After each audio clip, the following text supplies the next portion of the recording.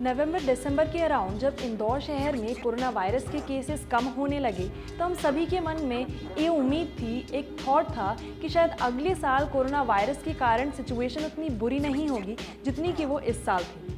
हम सभी ये सोचकर थोड़े से रिलैक्स हो गए थे कि अब कोरोना वायरस के केसेस कम हो रहे हैं और इसलिए हम अपनी ज़िंदगियों को नॉर्मल तरीके से जीने लगे थे। पर साल 2021 की शुरुआत में ठीक एक महीने बाद फरवरी में हालात फिर से बिगड़ने लगे। मार्च में स्थिति कुछ इस कदर बिगड़ गई कि एक दिन में कोरोना वायरस के 200, 300, 500 से भी ज़्यादा केसेस सामने आने लगे और अब हालत कुछ इतनी गंभीर है कि एक दिन में 900 से ज़्यादा पॉजिटिव केसेस सामने आ रहे हैं। अचानक से सिचुएशन बदल गई। आखिर ऐसा क्या हुआ कि एक बार हम फिर वहीं आकर खड़े हो गए जहां से हमने शुरुआत की थी? क्या प्रशासन से कोई गलतियां हो गई थी या हमसे कुछ चूक हो गई थी? ये सभी सवाल एक बार फिर से मन में उठने लगे। हमारे लिए कोरोना वायरस की ये सेकेंड वेव ज़रूर नहीं है, पर दुनिया के ऐसे कई सारे देश हैं जो कोरोना की सेकेंड के बाद थर्ड वेव से भी लड़ चुके हैं। और आज कोरोना वायरस की इन बिगड़ती सिचुएशंस के बीच एक ऐसा देश भी उभर कर सामने आया है जहां पर स्थितियां लगातार से बेहतर हुई हैं। एक ऐसा देश जहां पर 100 दिन ऐसे भी हुए हैं जब कोरोना का एक भी पॉजिटिव केस सामने नहीं आया। जी हाँ, मैं बात कर रही हूँ भारत देश से सैकड़ों मील दूर बसे एक छोटे से देश, एक छोटे से आइलैंड न्यूजीलैंड की, जो दुनिया की कोरोना वायरस की इस जंग में एक मिसाल बन के उभरा और बन गया पोस्टर चाइल्ड। इंदौर से लगभग 15 लाख अधिक आबादी वाले इस देश ने जिस तरह कोरोना को मात दी है वो वाकई सराहनीय है। और इसलिए आज के इन्फो अनप्लग्ड में हम बात करेंगे कुछ ऐसी चीज़ों के बारे में जिनकी मदद से न्यूजीलैंड ने कोरोना को मात दी, और साथ ही जानेंगे कुछ ऐसी गलतियों के बारे में जिनके कारण इंदौर शहर कोरोना से इस लड़ाई में पिछड़ रहा है।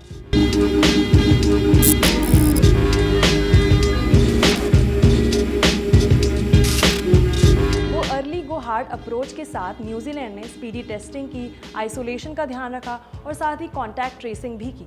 पर इसके साथ कुछ और भी ऐसी चीज़ थी जिनकी मदद से न्यूजीलैंड इस जंग को जीत पाया है, और उसमें सबसे पहली चीज़ थी डिसिप्लिन। न्यूजीलैंड ने भी ठीक अन्य देशों की तरह अपनी कंट्री में मास्क लगाना, सोशल डिस्टेंसिंग का पालन करना और सैनिटाइजेशन का ध्यान रखने जैसी चीज़ों को कंपलसरी किया। पर एक चीज़ जो सबसे ज़्यादा सराहनीय है वो ये है कि न्यूजीलैंड की जनता ने खुद अपनी सूझबूझ और अपने विवेक से इन चीज़ों का ध्यान रखा, जिसके कारण न्यूजीलैंड की सरकार को इन चीज़ों को फोर्सफुली प्रैक्टिस करवाने के लिए किसी भी तरह की मैन पावर की ज़रूरत नहीं पड़ी, और इसी मैन पावर का इस्तेमाल दूसरी और किसी ज़रूरी चीज़ में कर पाए।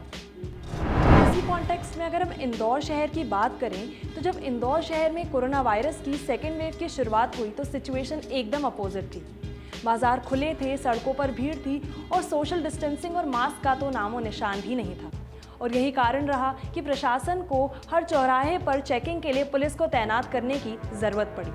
सोचिए, अगर इतनी छोटी सी चीज़ जिसे हम पिछले एक साल से सुनते आ रहे हैं उसका हम सभी ने खुद की विवेक से ध्यान रख लिया होता, मास्क लगाया होता, सोशल डिस्टेंसिंग का पालन किया होता, तो ना ही हम सिर्फ खुद की सेफ्टी इंश्योर कर पाते पर साथ ही इतनी मैन पावर को भी बचा पाते जिसका इस्तेमाल कहीं और किया जा सकता था।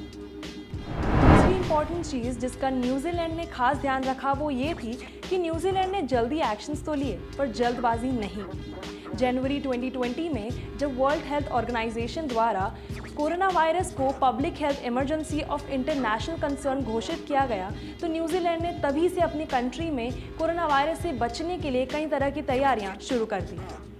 न्यूजीलैंड ने देश में किसी भी तरह के रूल्स या गाइडलाइंस को जारी करने के लिए पहले कोरोना पॉजिटिव केसेस आने का इंतज़ार नहीं किया, और सबसे पहले न्यूजीलैंड ने चाइना या फिर वाया चाइना से आ रहे सभी पैसेंजर्स पर रेस्ट्रिक्शंस लगा दी। जब स्थिति धीरे धीरे ठीक होने लगी, कोरोना पॉजिटिव केसेस का ग्राफ नीचे गिरने लगा, उसके बावजूद भी न्यूजीलैंड ने जल्दबाजी नहीं की और ये इंश्योर किया कि किसी भी तरह से जल्दबाजी में हम रूल्स या गाइडलाइंस में किसी भी तरह की ढील ना दें।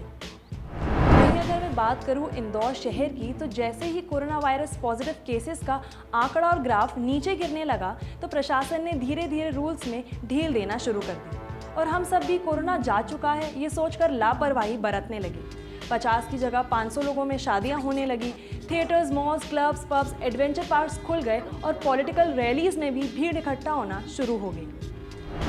कोरोना वायरस के केसेस कम होने पर नियमों को तोड़ने की, अपनी लाइफ को पहले की तरह जीने की इतनी जल्दबाजी दिखाई कि उसका अंजाम ये हुआ कि इंदौर शहर एक बार फिर से कोरोना का हॉटस्पॉट बन चुका है।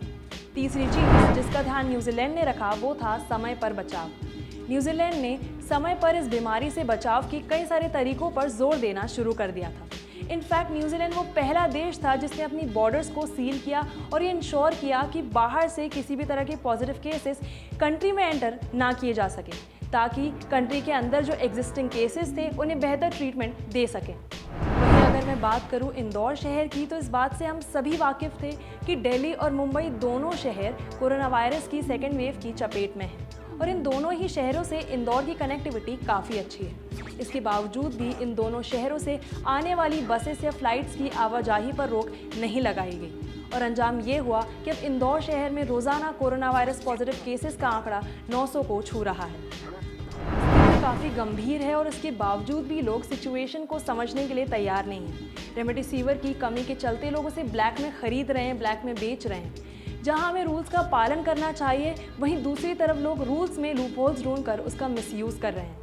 इस सिचुएशन में ये ज़रूरी है कि हम एक दूसरे के साथ और प्रशासन के साथ कोऑपरेट करें। अंत में हम यही कहेंगे कि क्योंकि स्थिति गंभीर है तो ज़रूरी है कि आप अपनी और अपनी फैमिली की प्रोटेक्शन खुद से ही इंश्योर करें। ये सिचुएशन जल्द ही ख़त्म नहीं होगी और इसलिए ज़रूरी है कि हम सभी ज़रूरी प्रिकॉशंस लें और साथ ही मेंटली पॉजिटिव रहने की कोशिश करें।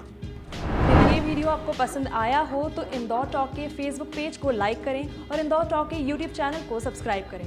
साथ ही ऐसी ही और इन्फॉर्मेटिव वीडियोस के लिए देखते रहिए इंदौर टॉक।